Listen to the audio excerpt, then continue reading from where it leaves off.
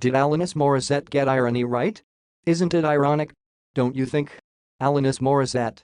Many people struggle with irony in their writing, despite the media fable that everyone born after 1965 lives a life so deeply entrenched in irony that we can't handle a direct assertion.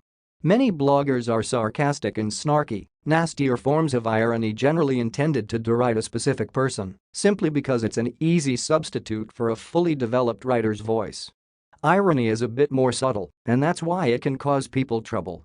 That's not ironic, it's just coincidental. When it comes to not getting irony, there's one person who comes immediately to mind for many: Alanis Morissette. More than 2 decades later, her hit song Ironic from the 1995 album Jagged Little Pill is still the punchline of scores of irony-related jokes. If you're not familiar, Morissette's song describes various life situations followed by the 2 questions: isn't it ironic, and don't you think?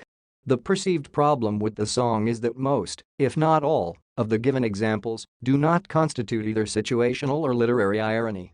For example, a traffic jam when you're already late, a no smoking sign on your cigarette break, it's like 10,000 spoons when all you need is a knife, it's meeting the man of my dreams and then meeting his beautiful wife, and isn't it ironic, don't you think?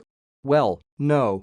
Those are unfortunate situations, but they are not typically what one would define as ironic. Which leads critics to claim that Alanis Morissette's Ironic isn't actually ironic.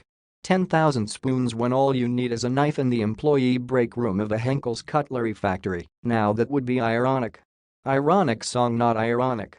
When I mentioned irony and sarcasm in a post about metaphor, simile, and analogy, a reader emailed me bemoaning the inability of some to distinguish between irony and sarcasm. He went on to lament a lack of understanding of irony in general, like that idiot Alanis Morissette. I wrote back, Alanis may not be so dumb after all. If you discount the argument that some of her examples qualify as cosmic irony, which I think is rather weak, the song Ironic is devoid of irony in any of the illustrations she offers. That, in and of itself, is ironic and justifies the entire song from an artistic standpoint. Ms. Morissette may have been playing a wonderfully perverse joke on all of us on another level. I never heard back from the reader, so I'm guessing he didn't like my theory. I decided to do a little digging to see if one could certainly argue that Morissette simply recognized a saving grace and took it. Others might argue that the song does contain at least 1 or 2 examples of irony, which would invalidate the explanation. Regardless, there's a point for writers beyond the notion that Alanis Morissette's Ironic isn't ironic. The point is this: you may be absolutely brilliant, but if only really smart people and mystery lovers can figure out what you're actually talking about, you're a failure from a marketing standpoint. This isn't a problem for pop stars, but it's something to think about when you approach your own blogging and copywriting.